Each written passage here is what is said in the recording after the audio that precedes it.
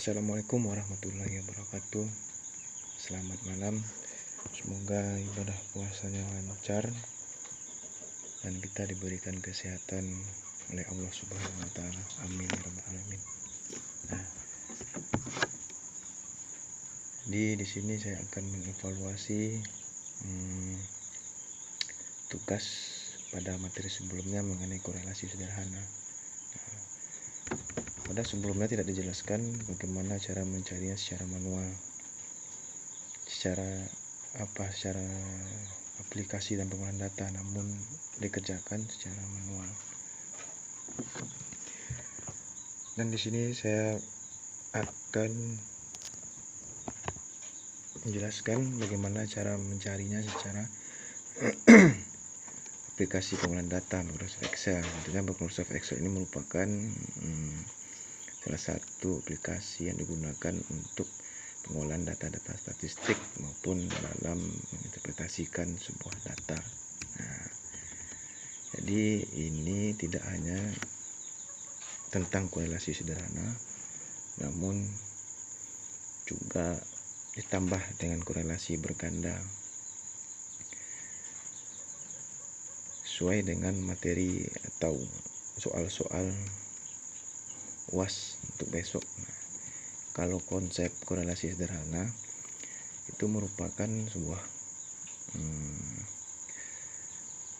penelitian yang terdiri dari dua buah variabel, satu independen dan satu dependen, atau satu prediktor dan satu kriterium, atau bisa disebut dengan satu bebas, satu terikat, di mana variabel bebas ini simbolnya X dan terikat Y, itu korelasi sederhana. Dan mencari besarnya hubungan, bagaimana hubungan. Nah, sedangkan korelasi berganda itu terdiri dari tiga variabel atau lebih. Tiga variabel atau lebih itu korelasi berganda. Namun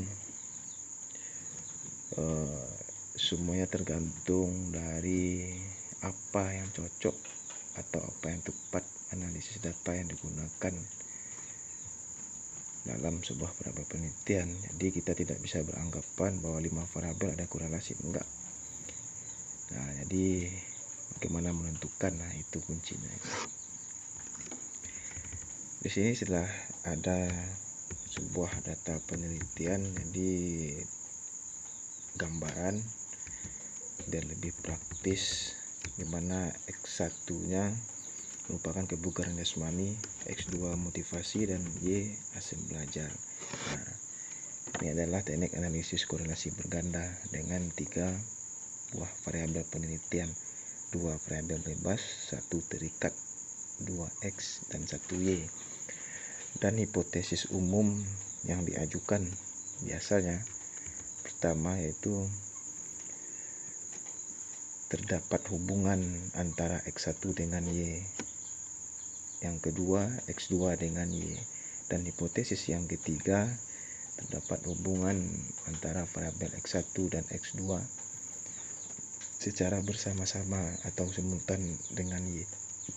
Jadi hipotesis 1 dan 2 itu juga dikatakan dengan secara parsial atau secara tersendiri itu. Sedangkan Y simultan. Nah, jadi ada tiga hipotesis. Nah, dan caranya, hipotesis pertama dan kedua, caranya sama. Kita menggunakan korelasi sederhana secara parsial atau secara sendiri-sendiri, X1Y, X2Y. Nah, itu kan hipotesis pertama dan kedua. Maka caranya sama. Yang membedakan apa? Dia membedakan pada hipotesis ketiga yang simultan. Nah, disinilah letak dari korelasi berganda. Nah, jadi langkahnya banyak, itu beda. Dan untuk korelasi berganda, sebelum kita melakukan analisis data dan korelasi berganda, maka yang kita cari terlebih dahulu adalah korelasi X1 dengan X2. Nah, jadi kalau dalam persyaratan analisis itu namanya uji independensi. Nah, jadi banyak sekali persyaratan analisis itu. Seperti materi-materi yang sudah saya jelaskan, banyak persyaratan analisis, masuk normalitas, homogenitas, uji independensi, uji linearitas, dan uji-uji lainnya.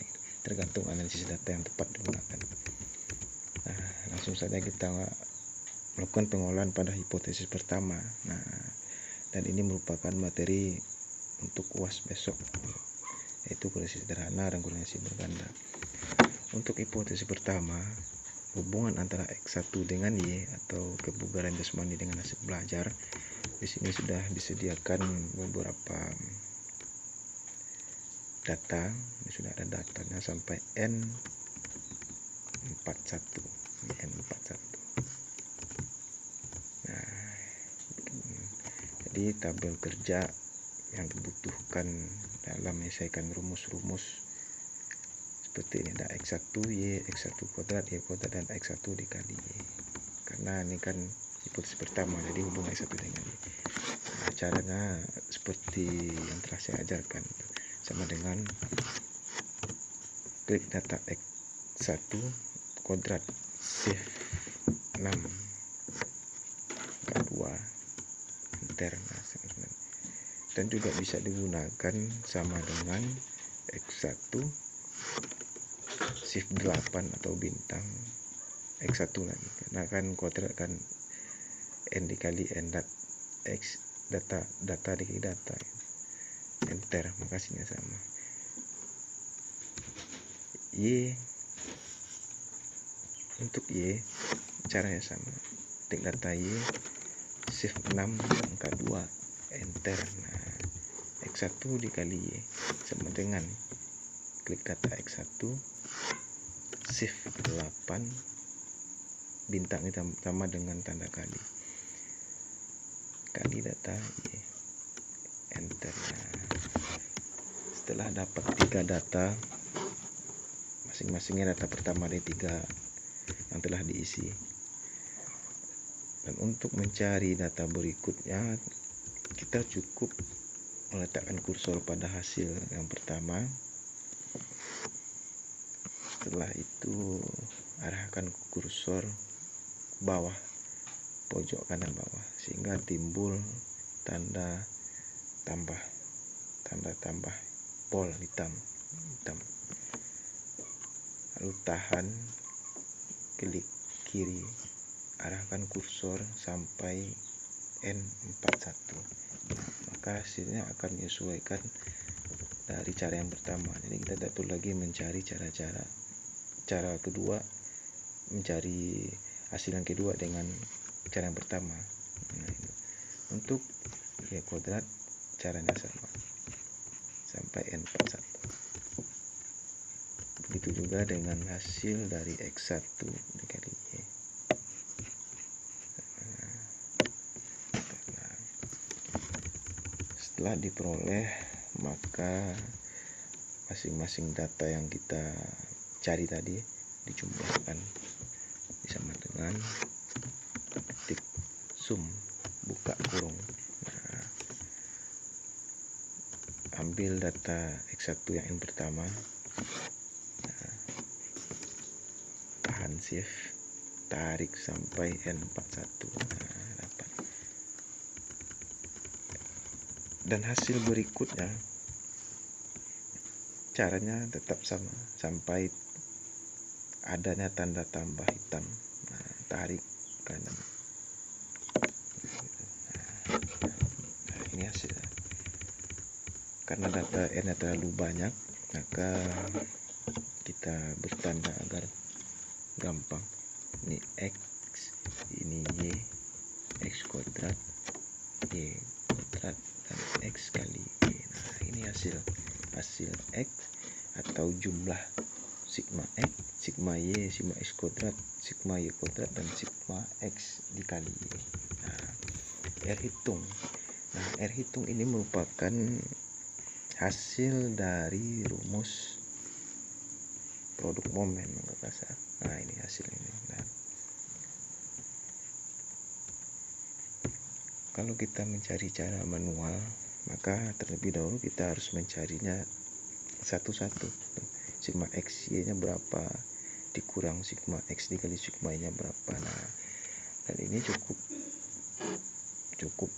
banyak memakan waktu. Nah, ini maksud saya cara praktis yang digunakan untuk hasil nilai R dari rumus produk momen. Nah, hitung R kecil tandanya sama dengan ketik person buka kurung, klik data X1 sampai N41, hubungi tanda titik koma yaitu di bawah huruf P. Nah, ini caranya. Setelah itu X1Y, lalu data Y, tahan sampai N41. Nah, ini dia D7 sampai D47. Begitu juga dengan E7 sampai E47. Tutup kurung, enter. Nah, maka hasilnya 0,446. Nah, hasil ini merupakan dari rumus produk momen yang ada. Nah, jadi kita tidak perlu lagi mencarinya secara satu-satu itu. Jadi secara otomatis dia langsung ada hasilnya itu. Yang tadi person, dan juga bisa digunakan Corel sama dengan Corel. Nah, ini sudah Corel double R. Corel ini maksudnya korelasi. Nah, sama X1 dengan ya, data X1. Jadi jangan keliru, jangan memasukkan data X kodratnya, tapi data minta X1. Setelah itu titik koma, lalu Y. Nah, tutup kurung, enter. Nah, maka hasilnya akan sama dengan person. Jadi tidak ada perbedaan karena fungsinya sama dengan person. Corel itu merupakan cara untuk mencari rumus korelasi dengan angka kasar. Nah, ini jadi hasilnya 0,446 korelasinya 0,446. Nah, sedangkan R tabel diperoleh 0,308. Nah, dapatnya dari mana? Tentunya tabel statistik nilai R, dan ketentuan nilai R pada tabel itu N dikurang 2.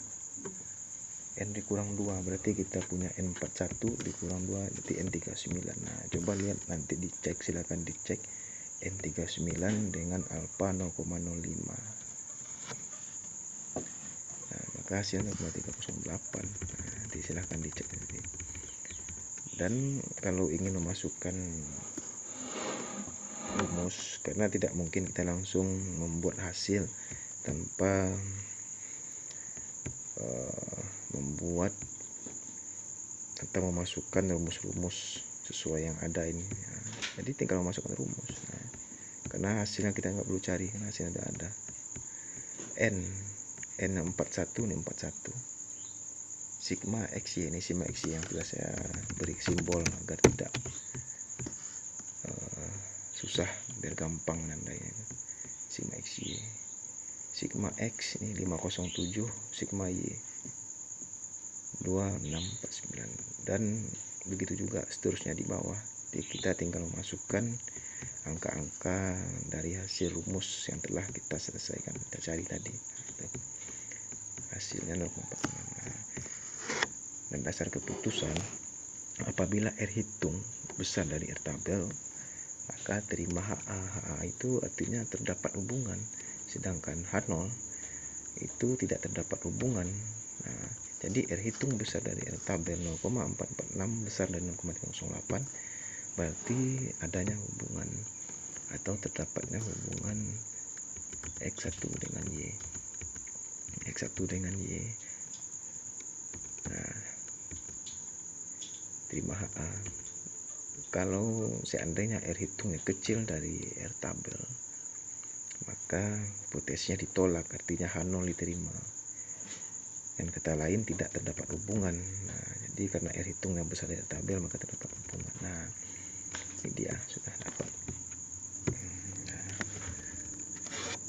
Dan untuk menguji keberartian apakah signifikan hubungan antara variabel X1 dengan Y atau hipotesis pertama, itu itu dilanjutkan dengan uji signifikansi uji T seperti yang kalian cari atau tugas pada sebelumnya. Nah, ini rumus T hitung. Nah, dasar akhir keputusan adalah berdasarkan nilai T hitung uji signifikansi T. Nah, apa kriterianya? Jadi kriterianya apabila hasil T hitung besar dari T tabel, maka terdapatnya hubungan yang signifikan. Begitu sebaliknya gitu. Jadi yang kita masukkan di sini adalah nilai R hitung. Ini tabel kerja yang dibutuhkan berdasarkan rumus T hitung ini. Ada nilai R hitung akar N kurang 2, R hitung dikali akar N kurang 2, tentunya berdasarkan rumus yang ada. Nah, jadi kita tinggal masukkan rumusnya. R hitungnya berapa? 0,446. Nah, seperti ini 0,446. Nah, karena kita mencari rumusnya secara otomatis, tentunya adanya perbedaan koma, agar hasilnya pas, kita cukup sama dengan klik 0,446 tadi yang rumus tadi. Nah, ini dia.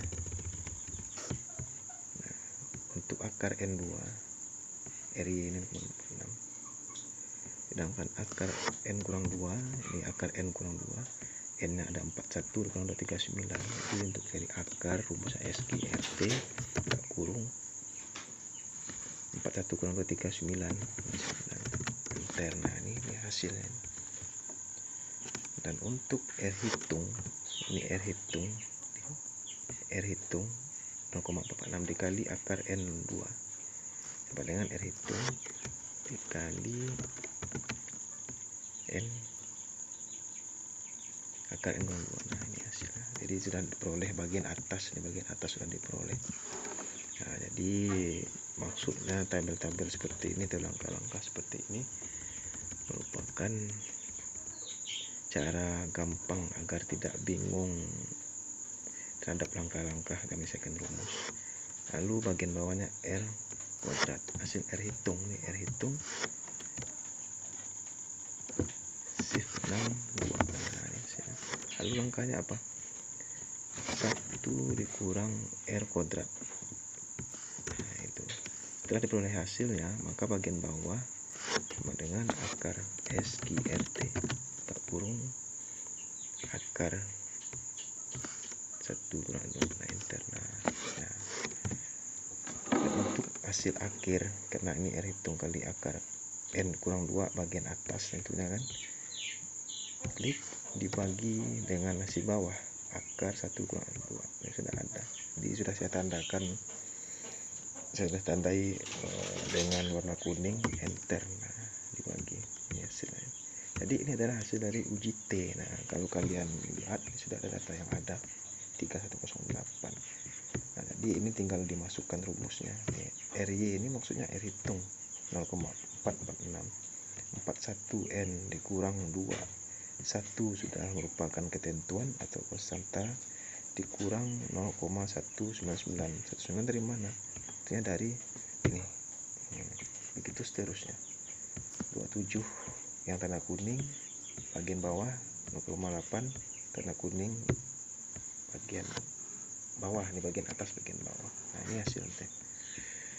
Dan untuk mencari T tabel, kita bisa menggunakan rumus TINV kurung kan antara signifikan 0,05. Nah, jadi kalau T tabel itu dasarnya 0,05 dibagi 2,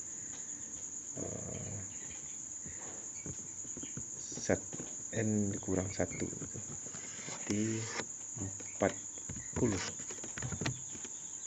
N dikurang 2, nanti silahkan kalian cek di tabel statistik. Nanti 2,023 nih hasilnya. Nanti kalau lebih jelasnya mengenai tabel statistik silahkan nanti dicek. Nah, gitu. Nah, ini tabel, nanti ini salah, 2,023. Nah, ini hasil keputusannya apa? Nah, apabila T hitung besar dari T tabel, maka terdapatnya hubungan yang signifikan antara variabel X1 dengan Y. Berarti hipotesisnya diterima. Dalam arti lain HA diterima. Nah, Jadi memang terdapat hubungan antara kebugaran jasmani dengan hasil belajar. Nah, ini untuk proses pertama. Ini sudah oke. Nah, selesai. Nah, itu. Nah, oke. Nah, dapat satu soal proses yang pertama. Dan untuk hipotesis yang kedua, karena tadi caranya sama, X2 dengan Y, X1 dengan Y, dan X2 dengan Y, maka caranya sama. Kita menggunakan cara seperti yang kita kerjakan pada X1Y, caranya sama, sampai uji signifikansi uji T hasilnya. Cara sama. Jadi proses pertama, kedua itu cara sama. Yang membedakan adalah hipotesis yang ketiga, yaitu secara simultan. Jadi proses pertama dan kedua itu disebut dengan parsial sendiri-sendiri, caranya sama seperti yang pertama saya selesaikan. Sedangkan untuk korelasi berganda atau secara simultan, nah, kita terlebih dahulu harus mencari data X1 dengan X2. Yang dicari apa? Nilai R. Nilai R. Cukup sampai nilai R, tidak sampai pada uji signifikansi uji T. Nah, itu digunakan biasanya uji T untuk uji independensi. Nah, kita cukup sampai R. Kenapa sampai R? Nah, dalam rumus korelasi berganda yang dibutuhkan adalah X1 dengan Y. Korelasi yang dimasukkan dalam korelasi berganda itu adalah korelasi dari masing-masing variabel yang kita cari tadi. X1 dengan Y, nah ini kan 0,446. Ini yang pertama kita cari. X1 Y, X1 Y, X2 Y, X1 Y, X2 Y. Ini namanya metrik korelasi. X1 X2. Nah, makanya X1 dan X2 juga dicari. Nah, korelasi berganda. Jadi lumayan banyak angka-angkanya kalau kita menggunakan korelasi berganda. Nah, jadi rumusnya nanti sudah ada di silabus, silahkan kalian cek, pahami, karena itu penting untuk materi UAS besok. Nah, ini tinggal masukkan rumus yang ada, karena tabel kerjanya kan sudah ada rumus yang ada, sampai uji signifikansi uji F. Yang tadi uji signifikansinya uji T, proses 1 dan 2. Sedangkan untuk korelasi berganda sampai uji signifikansi uji F. Nah, inilah dasar akhir keputusan nih, uji F. Nah, bandingkan dengan F hitungnya berapa. Kalau dia besar dari F tabel, maka hipotesis diterima. Artinya memang terdapat hubungan antara variabel X1, X2 secara bersama dengan Y. Dan begitu sebaliknya, kalau dia lebih kecil dari F tabel. Nah, mungkin hanya itu sedikit mengevaluasi tugas-tugas pada materi sebelumnya. Dan untuk UAS besok, UAS dikumpul dimulai dari jam 2, itu dikumpul secara serentak setelah asar jam 5 sore.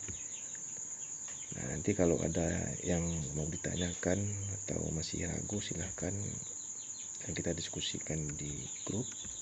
Mudah-mudahan ini bermanfaat baik dalam UAS besok maupun apabila nanti ada tugas akhir atau skripsinya atau data penelitian yang berhubungan dengan korelasi berganda.